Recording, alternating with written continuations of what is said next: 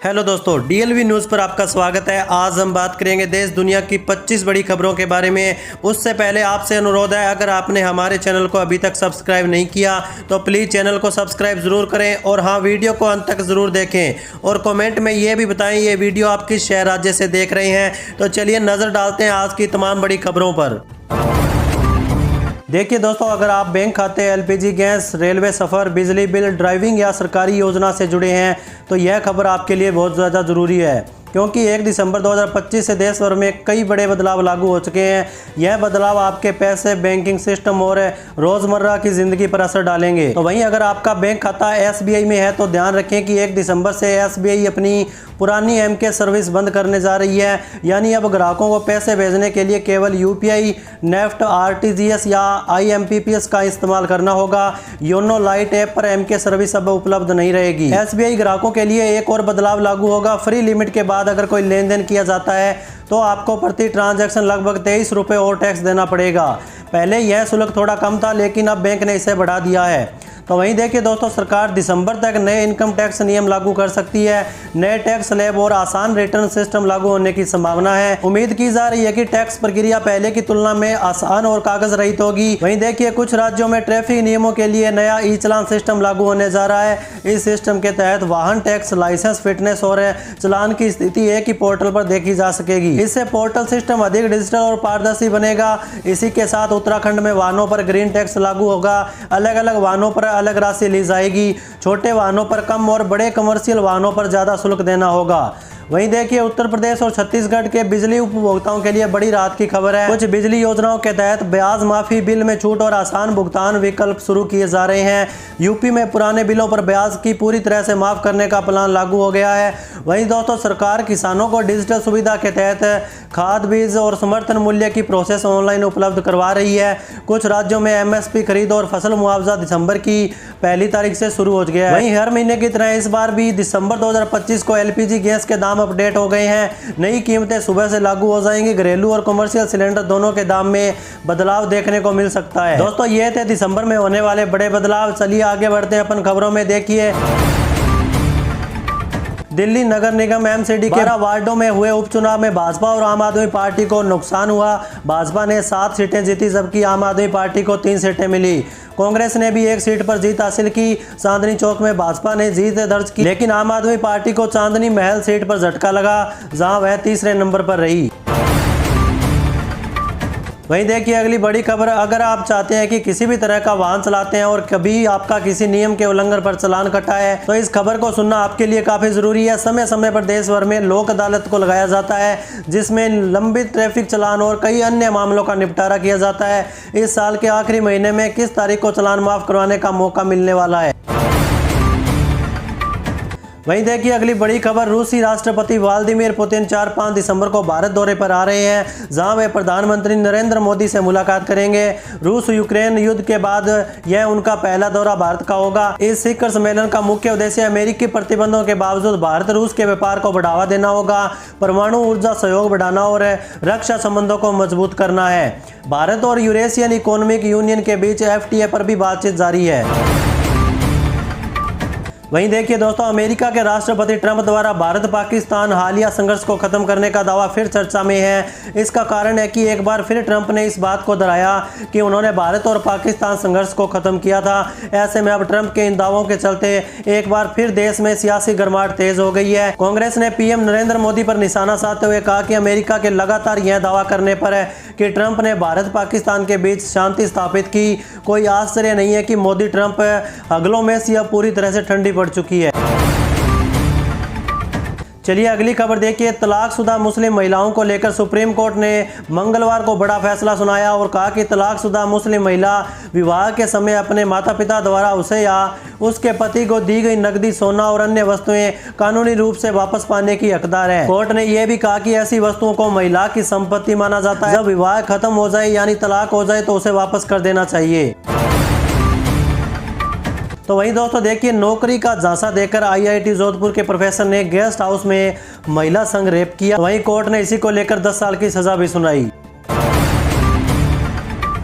चलिए अगली खबर देखिए। बिहार विधानसभा चुनाव में करारी हार के बाद अब कांग्रेस अनुशासनहीनता करने वाले नेताओं के खिलाफ कार्रवाई में जुटी हुई है। कांग्रेस की बिहार सरकार ने अनुशासनहीनता को गंभीरता से लेते हुए 15 जिलाध्यक्षों को कारण बताओ नोटिस जारी किया। विधानसभा चुनाव में खराब प्रदर्शन के बाद आत्ममंथन के क्रम में सदाकत आश्रम में सोमवार को बुलाई गई समीक्षा बैठक में इन जिलाध्यक्षों की अनुपस्थिति को पार्टी नेतृत्व ने लापरवाही और संगठनात्मक अनुशासन के उल्लंघन के रूप में देखा। पार्टी सूत्रों ने बताया कि समीक्षा बैठक चुनावी हार के कारणों की पड़ताल, संगठनात्मक खामियों की पहचान और आगामी चुनावी रणनीति के निर्माण के लिए अहम मानी जा रही थी। इसके बाद भी कई जिलाध्यक्षों ने पूर्व सूचना के बाद बैठक में शामिल होने को जरूरी नहीं समझा।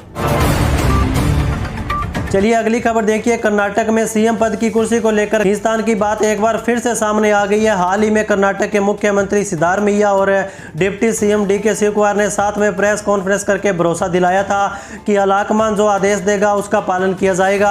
दोनों नेताओं ने आपस में कोई मनमुटाव नहीं है, लेकिन बुधवार को जब अखिल भारतीय कांग्रेस कमेटी के महासचिव केसी वेणुगोपाल मंगलुरु पहुंचे तो उनके सामने एयरपोर्ट पर सिद्धारमैया और डीके शिवकुमार के समर्थक एक दूसरे के खिलाफ नारेबाजी करने लगे। पहले डीके शिवकुमार के समर्थन में नारे लगे और फिर इसके पलटवार करते हुए सिद्धारमैया के सपोर्टर्स ने भी नारेबाजी की।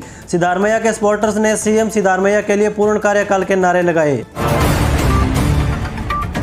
वहीं देखिए दोस्तों, प्रधानमंत्री नरेंद्र मोदी ने बुधवार को पश्चिम बंगाल के सांसदों से मुलाकात की और 2026 में होने वाले विधानसभा चुनाव की तैयारियों को लेकर चर्चा की। पीएम मोदी ने राज्य में कानून व्यवस्था पर भी चर्चा की और कहा कि खगेन मुर्मू जैसी सांसदों पर हमले की घटनाओं को प्रभावी ढंग से उजागर किया जाना चाहिए ताकि लोग टीएमसी के कारण हुई हिंसा को समझ सकें।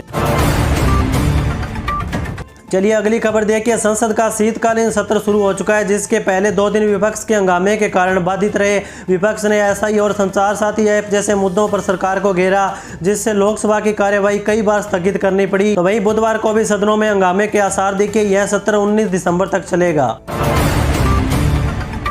वहीं देखिए दोस्तों, राज्य में औद्योगिक निवेश को बढ़ावा देने के लिए जल्द ही 100 से ज्यादा आवेदनों को लेकर लेटर ऑफ कंफर्ट जारी किया जाएगा। यह आवेदन करीब 2 वर्षों से लंबित चल रहे हैं। इन्वेस्ट यूपी ने इन्हें एलओसी जारी करने के लिए औद्योगिक विकास विभाग को पत्र लिखा। इन्वेस्ट यूपी की कोशिश है कि ग्राउंड ब्रेकिंग सेरेमनी से पहले लंबित चल रहे निवेश के 106 प्रस्तावों को एलओसी जारी कर निवेश की प्रक्रिया में शामिल कर दिया जाएगा। वहीं देखिए अगली बड़ी खबर। सड़क यात्रा को सुरक्षित और स्मार्ट बनाने के लिए रिलायंस जियो ने national highway authority of India ने पार्टनरशिप तय कर ली है। इस पार्टनरशिप के बाद जियो ने 50 करोड़ से ज़्यादा यूजर्स को नेशनल हाईवे पर यात्रा के दौरान रियल टाइम सेफ्टी अलर्ट मिलेगा। रोड सेफ्टी को लेकर यह सिस्टम जियो के 4G 5G नेटवर्क पर आधारित रहेगा। यह पूरी तरह से ऑटोमेटेड होगा, यानी अलर्ट के लिए किसी भी एक्स्ट्रा डिवाइस, कैमरा या रोड के किनारे लगे हार्डवेयर की जरूरत नहीं पड़ेगी। जैसे ही कोई यूजर हाईवे के आसपास होंगे, उन्हें मोबाइल पर ऑटोमेटिक अलर्ट मिल जाएगा। जियो यूजर्स को नीचे लिखे अलर्ट मिलेंगे। चलिए अगली खबर देखिए। उत्तर प्रदेश सरकार ने गाजियाबाद, शामली, बागपत सहित कई जिलों में आंगनवाड़ी के 16,000 से ज़्यादा पदों पर भर्ती निकाली है। इस भर्ती के लिए आवेदन की आखिरी तारीख यानी कि 3 दिसंबर 2025 रखी गई है। उम्मीदवार ऑफिशियल वेबसाइट upanganwadiBharti.in पर जाकर अप्लाई कर सकते हैं। वहीं देखिए दोस्तों, छत्तीसगढ़ में पीएम सूर्य घर मुफ्त बिजली योजना के तहत उपभोक्ताओं को सब्सिडी दी जाती है। 1 किलोवाट क्षमता के सोलर प्लांट पर 15,000 रुपये और 2 किलो या उससे अधिक क्षमता के प्लांट पर 30,000 रुपये की अतिरिक्त सब्सिडी दी जाती है। मुख्यमंत्री विष्णु देव साय की अध्यक्षता में मंत्रालय महानंदी भवन में बैठक की गई। इसमें राज्य के घरेलू विद्युत उपभोक्ताओं को बिजली बिल में रियायत देने के साथ ही अन्य महत्वपूर्ण निर्णय भी लिए गए। मुख्यमंत्री ने कहा कि ऊर्जा राहत जन अभियान से 45 लाख उपभोक्ता लाभान्वित होंगे। प्रधानमंत्री सूर्य घर मुफ्त बिजली योजना का लाभ प्रदेश के सभी उपभोक्ताओं को मिलेगा।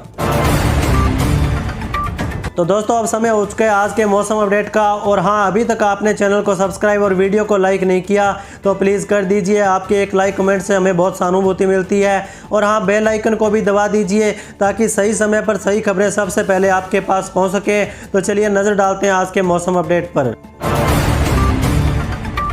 देखिए, दक्षिण पश्चिम बंगाल की खाड़ी में बना चक्रवाती तूफान दितवा अब डीप डिप्रेशन में बदल गया है। क्षेत्रीय मौसम विज्ञान केंद्र के अनुसार यह सिस्टम तमिलनाडु पुडुचेरी तट के समांतर गुजरते हुए धीरे धीरे कमजोर हो गया है। हालांकि 6 दिसंबर तक लोगों को सावधान रहना पड़ेगा। राज्य के कई इलाकों में हल्की से मध्यम बारिश जारी रह सकती है। चेन्नई और आसपास के क्षेत्रों में बादल छाए रहेंगे। वहीं दिल्ली में आज न्यूनतम तापमान 8 डिग्री सेल्सियस तक पहुंच जाएगा। आने वाले सप्ताह में न्यूनतम तापमान 5 डिग्री सेल्सियस तक जा सकता है। वहीं अधिकतम तापमान 20 डिग्री सेल्सियस से नीचे जा सकेगा। सुबह के समय 15 से 20 किलोमीटर प्रति घंटे की रफ्तार से हवा चल सकती है। वहीं दोस्तों उत्तर प्रदेश में धीरे धीरे ठंडक बढ़ना शुरू हो गई है। ठंडक का सबसे ज्यादा एहसास रात के समय हो रहा है। मेरठ में न्यूनतम तापमान 5.2 डिग्री सेल्सियस के आसपास पहुंच गया, जिसके चलते मेरठ में इस सीजन की सबसे सर्द रात रही। इसके अलावा अन्य जिलों में भी न्यूनतम तापमान में गिरावट आई है। प्रदेश के पश्चिमी और पूर्वी हिस्से में मौसम शुष्क रह सकता है। इस दौरान दोनों हिस्सों में सुबह के समय कहीं कहीं पर छिछला से मध्यम कोहरा छाने की संभावना है। इसी तरह 4 से 5 दिसंबर को भी प्रदेश में मौसम साफ रहेगा। इस अवधि में भी सुबह के समय का असर दिखाई पड़ सकता है। 6 और 7 दिसंबर को भी मौसम जस का तस बना रहेगा। वहीं मौसम विभाग के मुताबिक पटना, बेतिया, गोपालगंज, सारण, भोजपुर, बक्सर सहित 10 से अधिक शहर घने कोहरे की चपेट में रहेंगे। उत्तर भारत में एक नया पश्चिमी विक्षोभ सक्रिय हो सकता है, जिसके चलते तापमान में तेजी से गिरावट आने की आशंका जताई गई है। इसी के साथ राजस्थान की राजधानी जयपुर में आज शीतलहर का अलर्ट जारी किया गया। इसके अलावा भरतपुर, उदयपुर, जोधपुर में सुबह के समय घना कोहरा देखने को मिल सकता है। अधिकतम तापमान और न्यूनतम तापमान में 2 से 3 डिग्री सेल्सियस की कमी देखी जा सकती है। वहीं उत्तराखंड में सुबह और शाम के तापमान में अंतर बढ़ गया है, लेकिन सामान्य तापमान में गिरावट नहीं आई, जिसके कारण सूखी ठंड परेशान कर रही है। हालांकि 4 दिसंबर से ऊंचाई वाले इलाकों में बर्फबारी होने की संभावना है, जबकि कहीं कहीं पर हल्की बारिश भी हो सकती है। लगातार 2 महीने से शुष्क मौसम होने के चलते सूखी ठंड ने खासा परेशान किया हुआ है। चलिए आगे बढ़ते हैं अपन खबरों में। देखिए, संचार साथी ऐप को लेकर जारी सियासी बयानबाजी ने बीच सरकार ने इस ऐप के प्री इंस्टॉलेशन की अनिवार्यता को पर रोक लगा दी है। इससे पहले दूरसंचार विभाग ने हर स्मार्टफोन में इस ऐप का प्री इंस्टॉलेशन जरूरी कर दिया था। इतना ही नहीं, जो मोबाइल पहले से ही बाजार में है उनके लिए भी मोबाइल निर्माता कंपनियों को निर्देश दिया गया था। कहा गया था कि इन मोबाइल में अगले सॉफ्टवेयर अपडेट के साथ ही इस ऐप को इंस्टॉल करना होगा। इसके लिए 90 दिन का समय दिया गया। ये निर्देश 28 नवंबर को जारी किए गए थे। वहीं देखिए दोस्तों, भारतीय जनता पार्टी यानी बीजेपी ने स्थानीय निकाय चुनाव में सोनिया गांधी को अपना उम्मीदवार बनाया। आपको बता दें कि यहां के बाद केरल के निकाय चुनावों की हो रही बोर भाजपा के मुन्नार में सोनिया गांधी को प्रत्याशी बनाया गया है। केरल के स्थानीय निकाय चुनाव 9 और 11 दिसंबर को 2 चरणों में होंगे और 13 दिसंबर को चुनाव के नतीजे घोषित होने वाले हैं। स्थानीय चुनाव में स्थानीय मुद्दों पर प्रत्याशी आमने सामने लड़ते हैं, लेकिन भाजपा उम्मीदवार सोनिया गांधी अपने नाम के कारण चर्चा में, क्योंकि उनका नाम पूर्व कांग्रेस अध्यक्ष सोनिया गांधी से हूबहू मिलता है।